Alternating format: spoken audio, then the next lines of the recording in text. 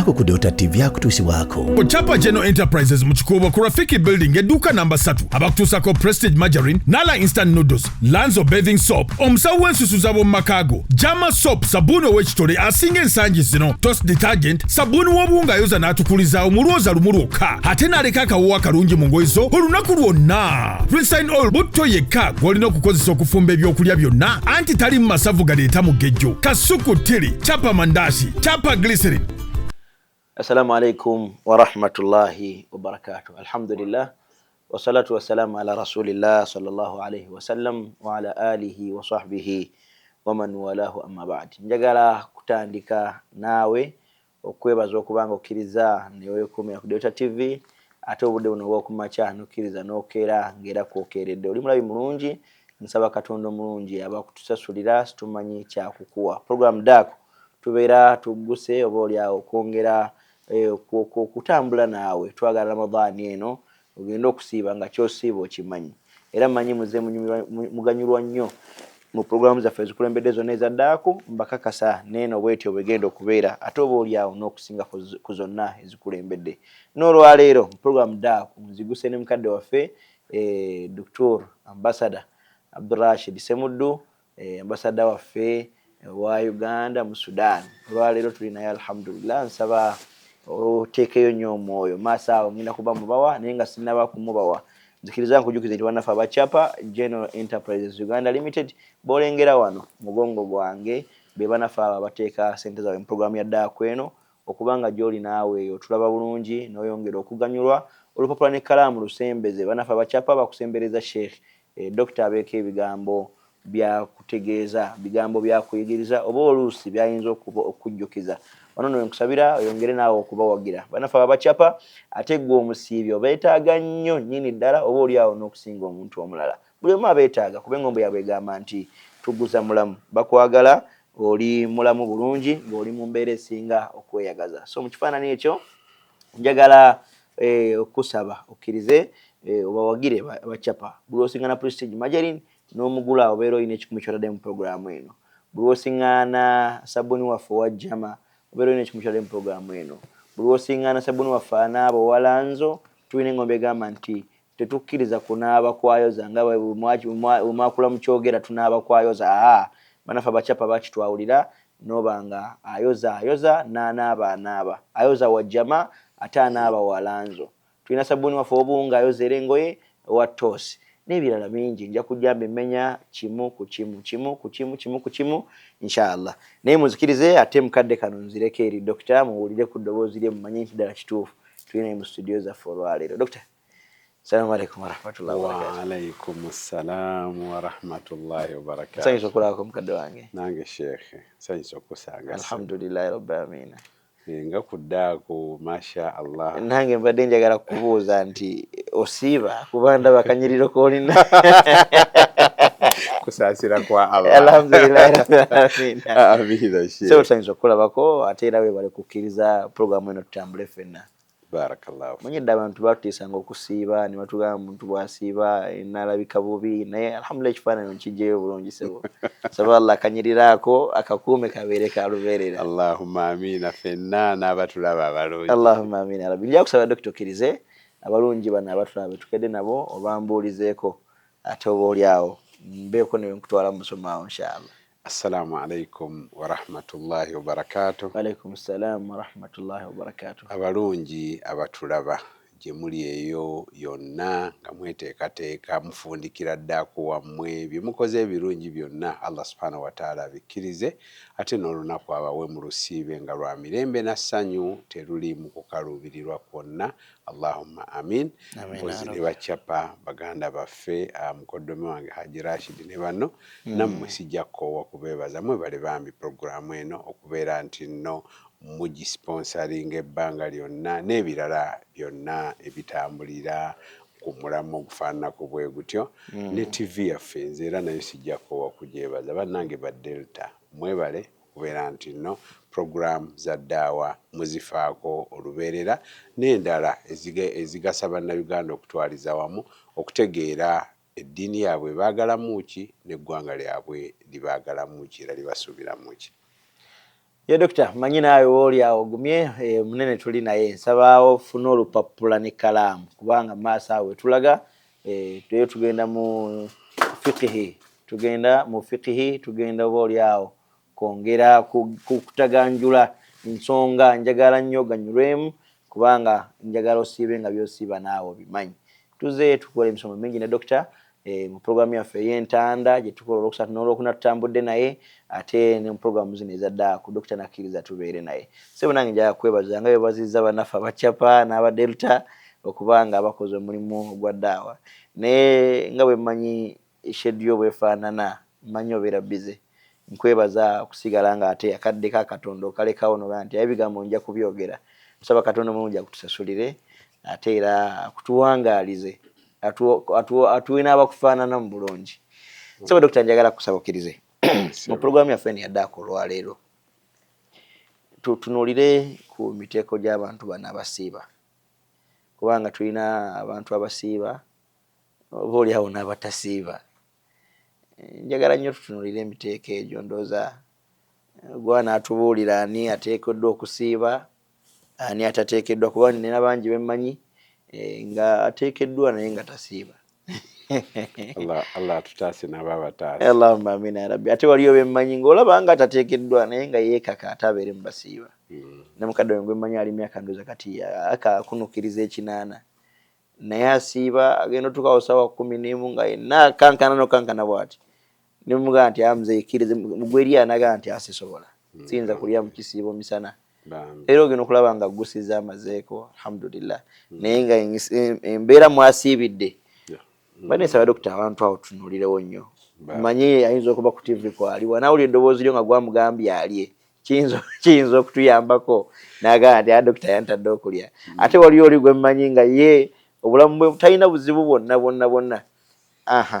nkyogera waliwo omugwe mmanyi sheekh ye obulamu bulungi buli kimu naye we namubuuza lwaki tosiiba naŋŋamba ekigambo kimu naŋŋamba nze emirimu gyenkola gyakulimba sirina nsonga lwaki nsiiba kuba nabbi yagala atasobola kuva kulimba yeerire naye kati gwe gwange nze ndya buli omusajja oyo sebo naye waali Zambia yayongera ku Zambia akyogera misana teyekwega nze emirimu gyenkola gyakulimba emirimu gyenkola gyange ntambulira mu kulimba bwe sirimba sifuna sente n'agaana okusiiba dokita njagala kusaba ewantu awo ndowooza gwana tutaganjulira inshallah alhamdulillahi rabbil alamin wassalatu wassalamu ala khatami nabiyyin wa ala alihi wa sahbihi ajma'in rabbi shrah li sadri wa yassir li amri wahlul 'uqdatan min lisani yafqahu qawli sebo ensonga gy'otadde mu ddiiro mbadde sisobola kutandika musomo nga sigukulembeza dduwa kubanga ensonga za fiqhi zino zirimu ebintu bingi tusaba Allah subhanahu wa ta'ala abawuliriza abawe emitima emirungi egiwuliriza naffe atusobozesa okubeera nti nno tuvaamu ebigambo ebigasa era ebizimba ebijja okuyamba abantu baffe okusobola okubeera nti nno bajjukira bye baba beerabidde mu ddiini yaabwe oba okuyiga bye baba tebamanyi mu ddiini nsonga gyeyogeddeko nkulu nnyo era olubeerera nze hadithi eno enyumira era njogera olubeerera nti man yuridillahu bihi khairan yufaqihu fi ddiin nti mu bantu katonda beyawa ennyo oba omuntu katonda gweyagaliza ekirungi omuntu gwawa n'ategeera eddiini eddiini tojja gitegeera ogimaleyo oyagala kufuuka buli omu tajja kubeera profesa dokita tajja kubeera seeka buli omu naye omuntu ebikkakatako mu kusinza Allah subhanahu wa ta'ala kikkakatako okubeera nti obimanya wakirirwana wakiritegeerako ebikulu omanye nti bwe kijja mu kusiiba kuba kati ensonga eno sheekhe bw'ogamba nti omuntu asiiba n'atasiiba njagala lugamba sigenda ndooza akansooka ennenye sayidi yaffe bwe wabaawo eyayinza okugamba nti ennaku zitambudde naye ate mbadde mmanyi mbu mbadde simanyi mbu siri mu basiiba oba ennaku zitambudde mbadde simanyi nti ndi mu basiiba naye kujjukiza kubanga ebintu bino olubeerera abantu baffe biba bibasomesebwa naye abamu tebafaayo naye tugamba nti abaddemu obugayaavu weetegereze abadde anyiikira naawe genda mu maaso naye tugenda kuyita mu miteeko gy'abantu mu kusiiba. Ani asiiba nga talina kirala okuggyako okusiiba? Ani akkirizibwa okulya n'aliwo oluvannyuma? N'ani akkirizibwa okulya naye nga taliwo aliisa buliisa? N'ani aggyibwako ddala okusiiba n'abeera nga tasiiba, taliwa era taliisa? Ebyo tugenda bijja mu miteeko 10 gye tugenda okwogerako biibirira gye nsuubira nga Allah wanaabakkiriza tujja gitambuliza mu misomo 2. Mbakkiriza ya Rabbi. Mbadde mmanyi mba nsobola okwekolera okusalawo nenga nti nkya nange kandyemuuko era nenga nti nnaku zino 2 kanzisiibe lumu kati luli olwokusatu nja kulyamuuko. Ekyo tugenda kyogerako. Nina mukadde wange sebo dokita naye njagadde mwogereko Mungu amusaasire bambi omuyita Mwalimu Badawi saidi z'Embuyaawo nagenzeyo ne mulabako ennaku ezo naye mba ndi waali ne mugamba omugenyi Ramadhaani nayagala n'okukaaba amaziga bambi nangamba sheekhe nze siwangala nkola Ramadhaani ne simusiiba naye ono Ramadhaani aganye bambi obulamu bwange buganye mpulira okubeera mu Ramadhaani nga sisiiba wallahi nga mulaba naawe tosayagala kaaba olw'okubanga Ramadhaani waali natasiiba era nangamba sheekhe omugenyi waali naye olw'okuba sisobola kumwaniriza mpulira saagala kumwogerako nja kaaba nemukwatibwa ennaku eyo nenga nti Mungu amuwe empeera ye kuba abadde mwetegefu okwaniriza omugenyi naye embeera nemulemesa saate waliyo bannaffe abalala nga ye talina nsonga yonna obulamu bulungi nagamba nti kale nja kusiibayo zino 3 naye luli nja kulya. Abamu basiiba gurupu olw'okuba ffenna twasiibye n'asiiba ekinyumo bw'ajja we bataasiibye nagamba nti owaye ate temwasiibye nze nsiibe biki n'akireka naye naabo tukoze bulungi buli omu amanye wawaagwa nti ddala wano nteekeddwa okusiiba kubanga abantu seeka bazannyira mu Ramadhaani mu mbeera emu oba endala naabo tukoze bulungi sebo okutambuza mu kifaananyi ekyo Sheikh neyanzizza era ndowooza obudde nga bwe butambula katuyingirirewo ddala mu musomo gwaffe. Bismillah.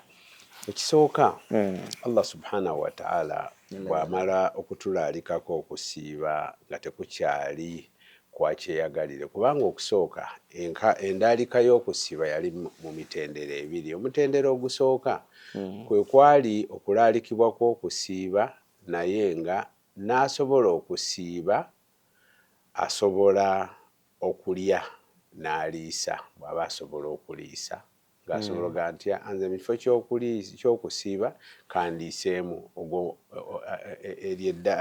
ogw'omutendera gwaliwo era Allah subhanahu wa ta'ala n'agwogerako mu suratul Baqara n'agamba nti wa ala alladhina yutiquunahu fidyatun ta'amu miskini nti waliwo nti n'abo abasobola okusiiba bakkirizibwa okulya ne baliisa buliisa buli lunaku lwali nsobola nga bwe nsobola okusiiba nenga leero kandiise nange ndye leero kandiise nange ndye be bali boogamba balabika abo bakyali ku nkola enkadde tebamanyi bw'aya yasangulwawo tebamanyi nti Mungu etteeka yalikyusa kubanga ku mbeera eyo omuntu yali asobola okweriira n'aliisa buliisa wadde nga talina kimugaana kusiiba naye Allah subhanahu wa ta'ala okuva lwe yassa aya n'agamba nti faman shahida minkum shahara falyasumhu nti omuntu yenna Ramadhaani gwasangawo akakasibwako okusiiba kasita abeera n'ebitendo bino wammanga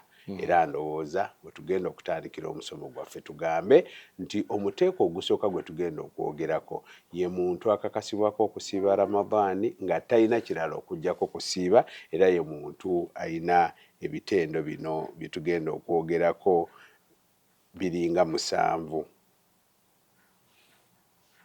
oba 6 era nga ekyennyume kya buli kimu wano bwe tugenda ate okujja emiteeko gy'abo abatasiiba. Okay. Kaakati Omuntu akakasibwako okusiiba yalina ebitendo bino wammanga. Ekisooka an yakuna muslima, kwe kubeera nti musiraamu. Ekyokubiri an yakuna balighan, kwe kubeera nti nno mukulu akakibwa n'amateeka. Katononyo dokita, buli musiraamu ateekeddwa okusiiba? Si buli musiraamu nti ateekeddwa okusiiba, naye omuntu ateekeddwa okusiiba ateekwa okuba omusiraamu. ye ateekeddwa ekisooka okuba omusiraamu, ekyokubiri nga mukulu akakibwa n'amateeka g'eddiini. Kati olina bojjeemu kubanga waliwo bano banafe abagamba nti olw'okuba dokita mukwano gwange kamusiibireko. Kati nga oluusi oli mukama waabwe ne bagamba nti mukama waffe kaasiiba katumuyambe naffe tumusiibireko, kinaalabika kikyaffe okulya nga ye talidde, naye nga si basiraamu. Nga si basiraamu ne basiibirako mikwano gyabwe. Sekaabo katubalumbe mu maaso awo katono. Kale inshallah. Kakati ekyokusatu, oluvannyuma lw'okubeera nti musiraamu, musiraamu kijjamu atali musiraamu. Ekitende ekyokubiri kwe kubeera nti mukulu, kijjamu omwana omuto. Ekitende ekyokusatu kubeera nti ategeera alina amagezi, kijjamu omuguwa eddalu. Ekyokuna muqiimu, mutuuze, kijjamu omutambuze. Ekyokutaano qadiran, alina obusobozi, kijjamu atalina busobozi. N'ekyomukaaga saalimu minal mawaane, talina bimugaana kusiiba. Kati ebitendo bino omukaaga omuntu abirina akakasibwako okusiiba talina kyakwogera kyonna. Musiraamu, mukulu, alina amagezi, mutuuze, ate alina obusobozi, ate talina kimugaana. Obusobozi bwe mba sirina ddaako nakiwalira mu busobozi ng'asobola okusiiba. Si mulwadde, bulwadde omugaana okusiiba. Era nga bwe ŋŋambye nti ekyennyuma eky'ebyo omukaaga bwe tugenda okujja abantu abatakakatibwako kusiiba, ng'abamu aliwa, alya n'aliwa, ng'abamu akkirizibwa okubeera nti ali ate n'okuliwa n'ataliwa, n'aliisa buliisa, abamu nga talya, nga tasiiba, taliwa era taliisa. Kakati omuteeko guno ogw'abalina ebitende ebyo omukaaga tugamba akakasibwako okusiiba ate mu buliwo. Sigamba mbu nja kulya neyagalidde nga gw'oli gw'oyogeddeko mu nja kulyamu nnaku 3. Kasita aba n'ebitendo bino omukaaga teyina bbe tuligamba mbu naalye aliriwa oba alye abeere nga aliisa. Kakati obujulizi tubuyina mu Qur'ani, tubuyina mu sunna za Nabbi sallallahu alaihi wasallam, ate tubuyina ne mu kwegatta kw'abamanyi. Allah subhanahu wa ta'ala ye mu Qur'ani agamba nti faman shahida minkum ash-shahra falyasumhu, omuntu omwezi gwa Ramadhaani gwe gusangawo amakulu ng'alina ebitende ebyo omukaaga bye twogeddeko, falyasumhu, kimukakatako okubeera nti agusiiba. Nabbi sallallahu alaihi wasallam n'agamba nti idha ra'aytumul hilala fasumu, bwe muba mulabye omwezi gwa Ramadhaani musiibe. Si buli muntu nti kugwerabira amakulu nti kasita omwezi guboneka obujulizi ne bujja nti omwezi gwa Ramadhaani abantu babiri bakakasiza nti bagulabye, mmwe abalala kibakakatako okubeera nti nno mugoberera. Era n'abamanyi ne beegatta ne bagamba nti omuntu alina ebitende ebyo, agamba nti anaimu hatta yastayqidh, n'omuntu eyeebase paka bwazuukuka tavunaanibwa kibi ky'aba akoze. Agamba nti wanil majnuni hatta yafiiq, n'omuguwa eddalu paka eddalu erimuggwako. Abantu abo abasatu tebavunaanibwa kakube kusiiba. Naye kati kye twagadde mu hadithi eno omwana omuto nti takakasibwako kusiiba. Naye tugamba abazadde nti abaana temubajinya, mubayigirize eddiini, mubakuze nga bajagala. Era tugamba nti omuzadde omwana wo mumanyize okusiiba bw'abeera nga akusobola. Era ne basahaba ba Nabbi sallallahu alaihi wasallam bwe bakolanga n'abaana baabwe, bagenda nabo mu muzikiti, ekikulaga nti balinga baana bato nga babawa ddole okusirika obutakaaba. N'aba n'eddole ye n'azannya n'atakaaba n'asiiba n'amalako. Basahaba bwe batyo bamanyizanga abaana baabwe. Naawe tukugamba ennaku zino abantu abaana babaleka waka ku firimu social media ne babagulirawo emikutu emikyamu ne tugamba omuzadde beera wa buvunaanyizibwa omwana wo buvunaanyizibwa bwo. Allah subhanahu wa ta'ala yagamba nti ya ayuha alladhina amanu abange mwabakkiriza ku anfusakum wa ahlikum naara mutiise emyoyo gyammwe n'abantu bammwe omuliro. Kikkakatako omwana muteeketeeke muyigirize eddiini okuggyako ng'olaba nti talina busobozi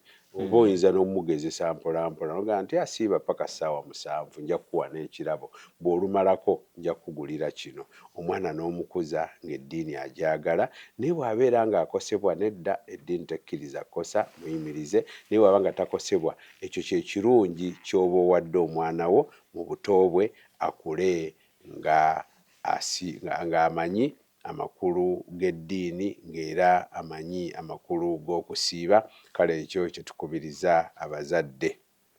Naye bw'aba asiibye n'omulaba afunyemu obuzibu awo muleke naye okumugamba nti kugezaako muleke agezeeko. Nenze waliwo omukyala gwe nawulira yalira ku mikutu naganza omwana wange ayagala okusiiba naye namugaana. Lwaki? Nti omwana ye ayagala. Kati omwana bw'aba ayagala awulira asobola muleke asiibe akule ng'amanyidde ogw'empeera gw'ogenda ozifuna paka ye bw'anaakula n'atandika okuwandiikibwako emisango n'ebirungi wajja okutandikira okufuna. Kati ofiirwaki? Naye oli ayinza okubuuza nti kale tukkiriza omwana omuto tasiiba naye tumanya ddi nti akuze. Obubonero buli busatu. Kutumanyira nti omwana omuto kati akuze waakulira kati olwo akakasibwako butereevu kubanga twagambye musiraamu ate mukulu ono tumuggyemu lwa buto kasita akula olwo aba akakibwa n'amateeka g'eddiini. Obubonero buli busatu ku mwana omulenzi buli 4 ku mwana omuwala obulaga nti kati akuze era atandise okukakasibwako amateeka g'eddiini omuli n'okusiiba. Akabonero akasooka kwe kubeera nti nno omwana yeerooterera. Omwana kaabe muwala oba mulenzi ne yeerooterera n'avaamu amazzi agazaala kaakati awo aba akuze era akakasibwako okusiiba. Allah subhanahu wa ta'ala agamba nti wa idha balaga al atfala minkum al hulma faliyasta'dhinu kama sta'dhana alladhina min qablihim nti abaana baba bakuze ne beerooterera. Abaana beerooterera abaana abato kitegeeza baba bakuze era tebakkirizibwa na kuyingira mu bisenge by'abazadde baabwe nga tebasabye lukusa kubanga bayinza obbasanga mu mbeera ate olwo baba batandise okutegeera ensonga ez'ekikulu. Nabbi sallallahu alaihi wasallam ye n'agamba nti ghusulul jumu'ati wajibu ala kulli muhtalimi nti okunaaba ku lunaku lw'ejjuma kikakata ku buli muntu yenna ayatandika eyeerooterera. Kakati kiba kitegeeza kintu kikakata kitegeeza nti aba akuze era akakibwa n'amateeka g'eddiini. Ekyokubiri akabonero akalaga nti omwana aba akuze kaabe muwala oba mulenzi kwe kufuna enviiri mu bifo eby'ekyama.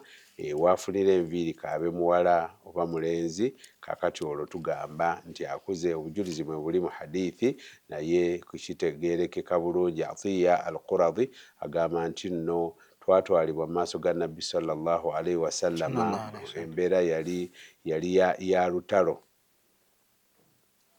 Kakati abaana abaali beetabye mu lutalo mulimu abaana be baaleeta mu lutalo okulwanyisa Nabbi sallallahu alaihi wasallam okuva ku luuyi olulala. Naye abaana abaali nti baabaleetanga bato tebakakibwa n'amateeka g'eddiini yabasonyiwa naye yategeera atya baabakeberanga. Bwe baalaba nga omwana yali yeerooteredde ne bakubuuza n'ogamba neerooterera obanga ameze enviiri mu bifo by'ekyama oyo yabonerezebwanga bamanya nti musajja mukulu. Naye gwe baasanganga nga taneerooterera oba tannamera nviiri mu bifo by'ekyama nga bagabye omwana mumuleke agende. Akabonero akookusatu kwe kuweza emyaka 15. Emyaka 15 Nabbi sallallahu alaihi wasallam yakabalira ddala nti era kabonero akalaga nti omuntu akuze. Kati atunyumiza Abdullah ibn Umar agamba nti bandeeta eri Nabbi sallallahu alaihi wasallam nga nyina emyaka 14. Nabbi sallallahu alaihi wasallam yali afuluma ng'agenda mu lutalo. N'agamba nno gwe oli mwana muto tojja kugenda naffe. Agamba omwaka ogwaddako ne banzizaayo nga nyina emyaka 15. Kasita namugamba nti nyina emyaka 15 n'agamba nti kati oli muntu mukulu osobola okubeera nti nno otambula naffe. Kale ekyo ne kiraga nti emyaka 15 omwana bw'agiweza kabe muwala oba mulenzi naye aba akuze. Akabonero akasembayo nga ko keyawulidde bakyala bokka kwe kubeera nti nno omukyala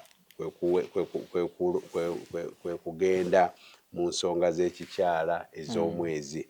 Kasita omwana abeera nti nno agenze mu nsonga ez'omwezi tetutunuulira birala. Ayinza ozigendamu nga tannaweza myaka 15, ayinza ozigendamu nga tannafuna nviiri mu bifo by'ekyama. Ekiba kisoose ku byonna kakati tugamba nti ayinza ozigendamu nga tanneerooterera oba ozigendamu ensonga z'ekikyala nga tannaweza myaka 15 oba okubanga tannafuna nviiri mu bifo by'ekyama, bwe tugambe nti bubonero okusaidia omwana omulenzi. Kati omwana omuwala bw'abeera nga agenze mu nsonga nga obubonero obusatu obulala tebunnalabika, tugamba nti era ye aba akuze. Ofunze ku mwana ono kasooka olaba ku bubonero obwo kakakasa obukulu bwe nti kati akuze? Konna kasooka okulaba. Omuwala kasooka okulaba ku bubonero 4, omulenzi kasooka okulaba ku bubonero obusatu.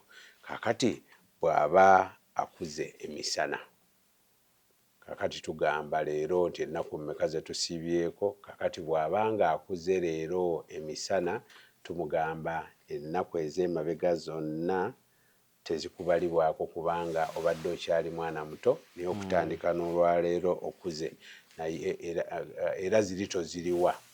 Naye olunaku olwo tumugamba nti osaana ogulumiza embeera y'ekisiibo. Abamanyi abamu bagamba nti ekitundu ekisigadde talya, naye ng'ate tajja kuvunaanibwa kubeera nti nno aliwa.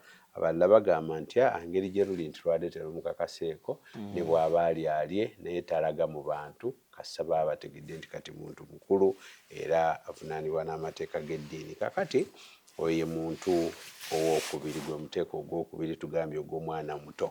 Omuteeko ogwokusatu nga tugujja eri twagambye musiraamu mukulu ayina amagezi. Katuba tujjamu omuntu omuguweddalu. Omuguweddalu tugamba nti takakibwa n'amateeka g'eddiini. Obujulizi hadithi eri gye twayogedde Nabbi sallallahu alaihi wasallam we yagamba nti rufi alqalamu an 3, abantu 3 ekkalaamu tebawandiikako kibi, omuli yeerabidde paka bw'ajjukira, omwana omuto paka bw'akula, n'omuguweddalu paka ng'amagezi gakomyewo. Kakati ono omuguweddalu okusiiba tekutuuka ne bw'aba asiibye kubanga amakulu g'okusiiba tagategeera. Ate okusiiba kwetaaga enniya gy'atasobola kubeera nti nno aleeta. Naye singa abeera nti nno yabadde ategeera, bw'aba nga yabadde tategeera ekiro n'ataleeta nniya, kakati ndowera saawa 4:05 obwongo ne budda, tumugamba okusiiba kwo tekutuuka kubanga wabadde olina okuleeta enniya ate tewagireesi, wabadde totegeera. Naye bw'abeera nga yabadde ayina enniya ekiro n'anuyirira okusiiba, kakati mu makkati g'olunaku eddalu ne lijja n'amala essaawa ze 2-3 ng'ate tategeera naye n'atalya, tumugamba okusiiba kwe kuba kutuufu, kulinga omuntu azirise. Kubanga omuntu bw'azirika emisana nga yasiibye, amagezi gasobola okugenda n'abeera nga tategeera. Singa omuntu azirika ku ssaawa 2 n'adda engulu ku ssaawa emu yennyini ng'ebula eddakiika 2-3 okusiibulukuka, ate nga talina kye yalidde, tugamba okusiiba kwe kutuufu. Kakati nabwe tutyo bwe tutunuulira omuntu ono muguweddalu. Naye bw'aba ng'awonye misana era naye abamanyi bagamba nti tumugaane okubeera nti yabadde muguweddalu talina nniya n'awona emisana, tumugaane okulya ekitundu ekisigadde, oba olw'okubeera nti no yabadde takakibwako kusiiba tumuleke. Enjawukana abamanyi abamu bagamba nti omuleka n'alya, abalala bagamba nti agulumize ekitiibwa kya Ramadhaani talya. Naye nga abagamba nti naalye bagamba alye naye tayolesa kubanga olwo ali mu bantu abasiiba.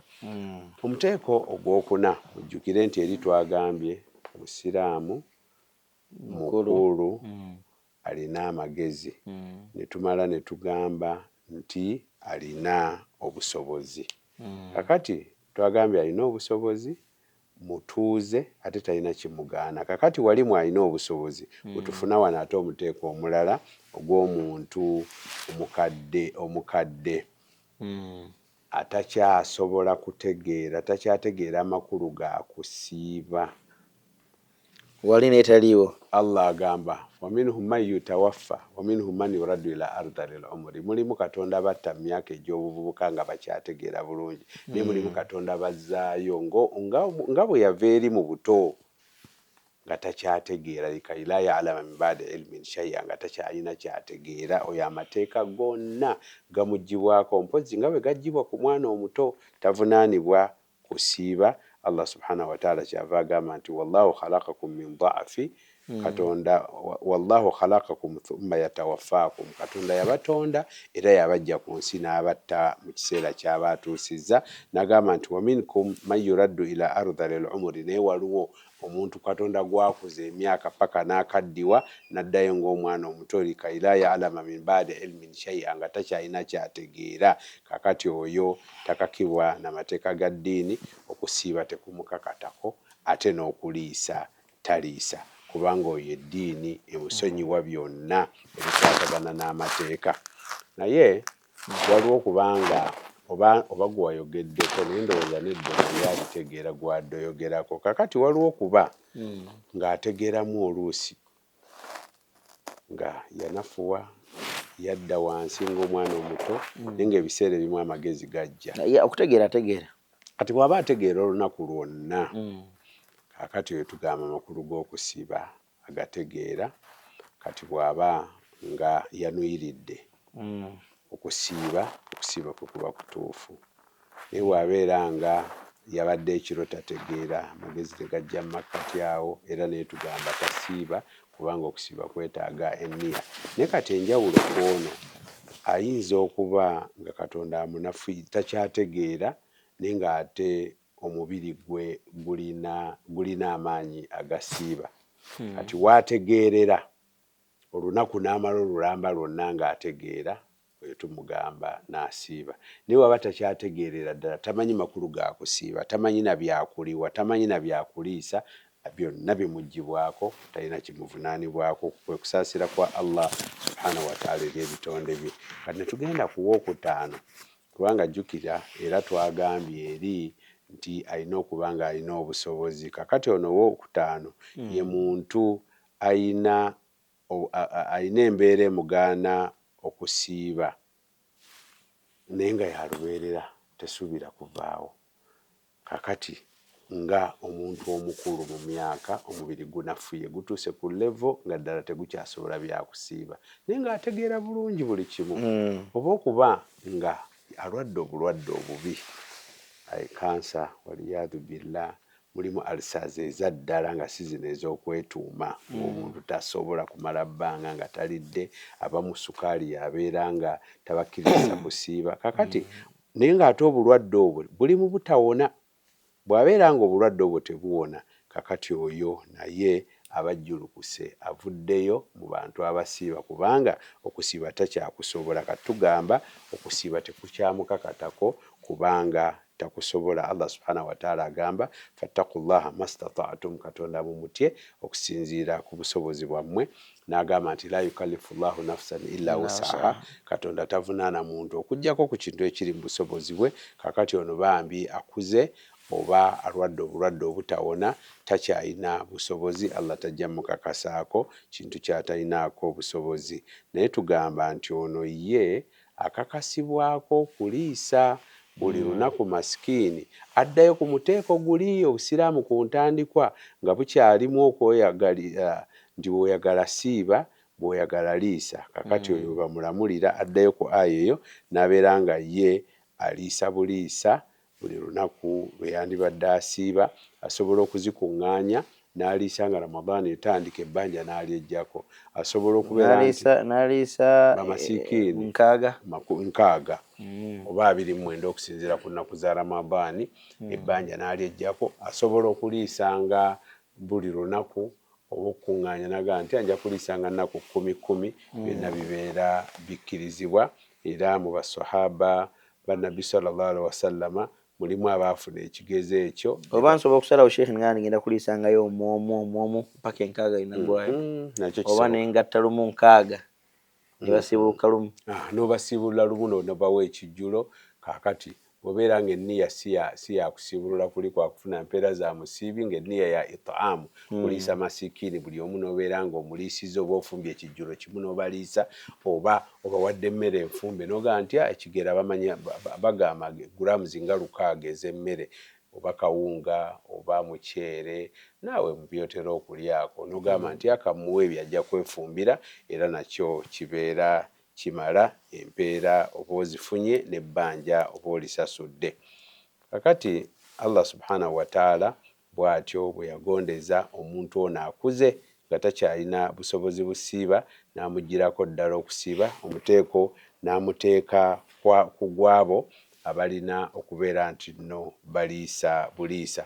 Bukhari rahimahullah ye bwe baamubuuza yayogera ku muntu omukulu atakyasobola kusiiba n'agamba nti Anas bin Malik omu ku baswahaba ba Nabbi sallallahu alaihi wasallam bwe yakula nga tannafa yamala emyaka 2 nga takyasobola kusiiba naye nga buli lunaku lwe yandibadde asiiba aliisa buliisa masikiini.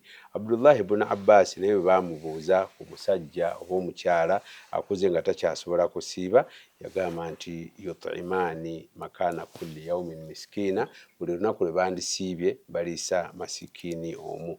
Kale Allah subhanahu wa ta'ala okwo kwe kusaasira kwe nti omuntu ono akuze oba alwadde obulwadde obutakyawona ajjulukuka n'aggyibwako okusiiba n'abeera nti nno afuuka muntu aliisa obuliisa. Mujjukire nti tulina ate gwe twagambye n'okuliisa taliisa ye muntu akuze nga takyategeera amakulu ga kusiiba afuuse nga mwana muto oyo twagambye byonna bimuvaako tasiiba taliwa taliisa. Kakati ate ono ye tugambye tasiiba taliwa naye aliisa. Kakati ogwo gwe muteeko ogwokutaano. Omuteeko ogw'omukaaga ye muntu omusiibi omutambuze. Omuntu omutambuze kasita abeera nti ekigendererwa kye mu safaari si kyakwepena oba kwewala kusiiba, kubanga waliwo oli agamba nti Ramadhaani atuuse ate safaari munna abantu batambula buli lunaku ate safaari zaayangwa n'agamba nti nze baba bakkiriza omusiibi obutasiiba mu Ramadhaani nze kangendeko embaale kangendeko Kenya n'ateekawo olugendo naye ng'ekirumuteesezaawo kubeera nti nno yeewala okusiiba Ramadhaani mbw alowooza afune olukusa olw'obutambuze okubeera nti nno tasiiba. Abamanyi baamutunuulira mu mirundi ebiri.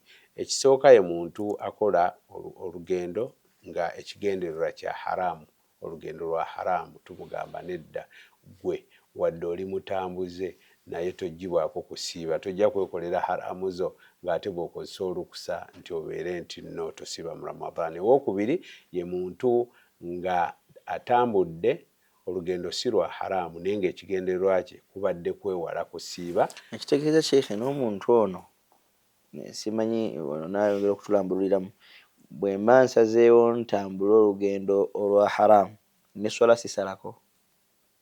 Omuntu agenda mu lugendo lwa haraamu abamanyi baagamba mbu takkirizibwa kukozesa lukusa olwo kusala ku swala wadde okubeera nti nno asiibulukuka mu Ramadhaani kubanga ekigendererwa kye kikyamu. Naye ow'esswala bw'aba atambudde olugendo ng'ekigendererwa tetuyinza kugamba mbu oyo ekigendererwa kibadde kyakubuuka swala oba kyakwagala kusala ku swala. Oyo bw'aba atambudde olugendo nga olugendo si lwa haraamu n'abeera nti olugendo luwera lutuukiriza obulombolombo, oyo ye aba akkirizibwa okusala ku swala. Waliwo Sheikh abantu abatambula oyinza okuba ng'agenda ng'agenze Kenya kubba. Oyo tetwagala muwa lukusa lwa kusala ku swala n'okusiiba asiibe naye ate tumujjukiza bujjukiza nti ate Allah subhanahu wa ta'ala.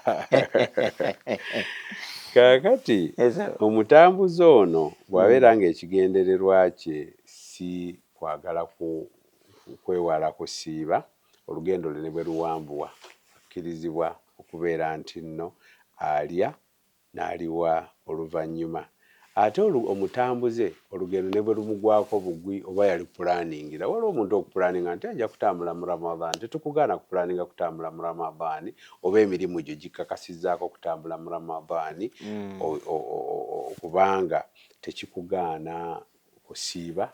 Okusafaali tegamba mbu nno omuntu atambudde ateekwa okusiiba, buli bw'atambudde tasiiba. Kati tulyoke tukugambe nti opulaninga otya safaali mu Ramadhan nga tulinga abagamba nti atambudde tasiiba, wabula osigala okkirizibwa okusiiba ng'era bukkirizibwa okulya nga bwe tugenda okwongera okugaziya obujulizi. Aya yennyini tukyatambula nayo, Allah subhanahu wa ta'ala ya suratul Baqara, waman kana maridan aw ala safari fa iddatu min ayamin ukhar, omuntu abeera omulwadde mu Ramadhan n'alya oba mu safaari ng'ali mu safaari n'alya aliwa mu nnaku endala nga Ramadhan ewedde.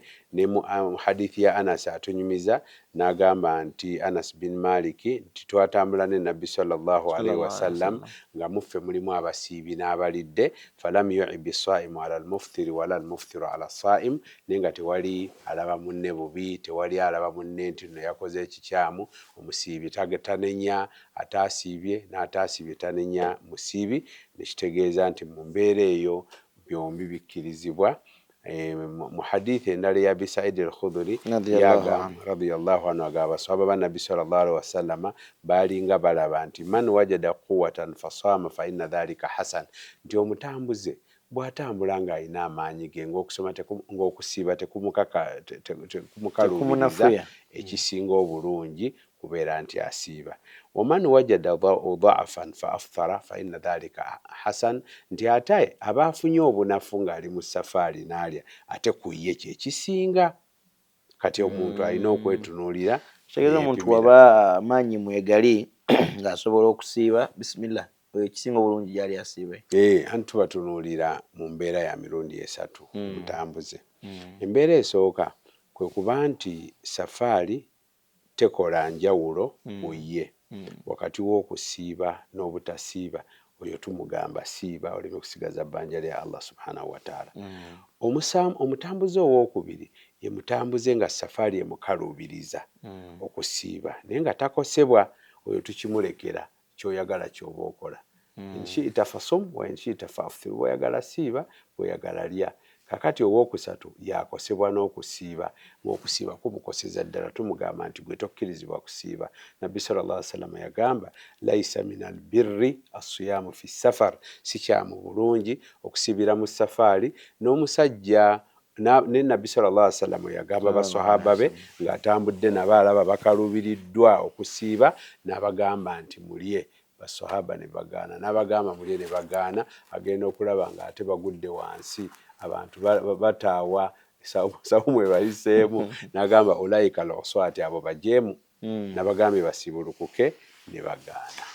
So nja kusabakkirize obudde bwe nnina bulayika ng'obuweddeyo, naye mu maaso awo inshallah ngenda sebo okukuza ebigambo bino twongere bimaliriza sebo.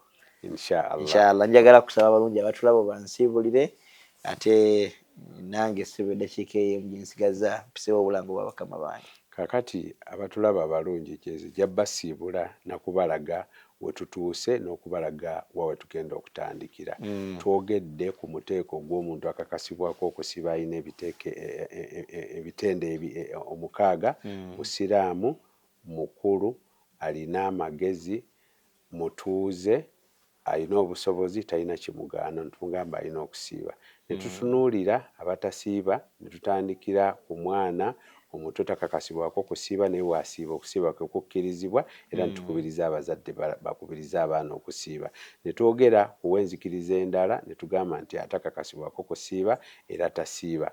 Ne twogera ku muntu atalina busobozi nga omukulu atakyalina ddala magezi, ne tugamba tavunaanibwa kusiiba, taliwa era taliisa.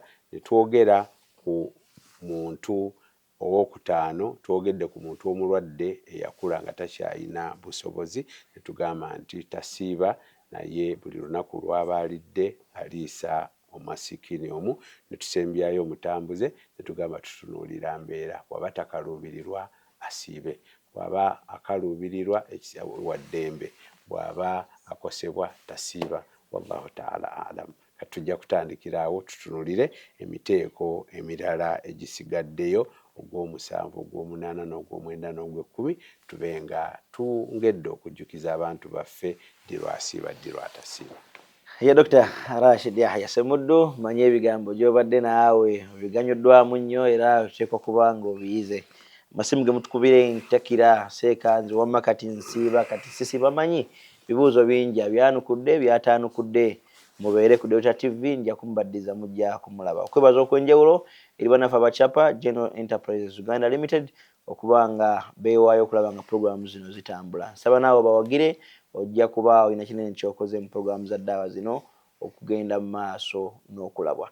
Yenze Matova Ashraf bazanya nengo kulwamu nange Bwenda Nakakanda ali ku kamera wamu ne jjajjange Hamani Mutankome ali mu control room okuba nga akutuusaako ekifaananyi nga bw'okiraba.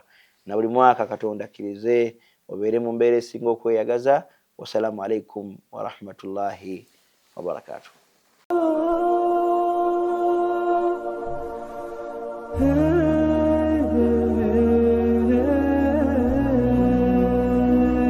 Daku ekutusibwako. Chapa General Enterprises mu Kikuubo ku Rafiki Building edduuka namba 3 abakutuusako Prestige Margarine, Nala Instant Noodles, Lanzo Bathing Soap, omusawo w'ensusu z'ab'omu makaago, Jama Soap, sabbuuni ow'ekitole asinga ensangi zino, Toast Detergent, sabbuuni w'obuwunga ayoza n'atukulizaawo mu lwoza lumu lwokka, ate n'aleka akawuwo akalungi mu ngoye zo olunaku lwonna. Princeline Oil butto yekka gw'olina okukozesa okufumba ebyokulya byonna, anti tali mu masavu galeeta mugejjo, kasuku tiri, chapa mandaasi, chapa glycerin n'ekibiriti kya Solio.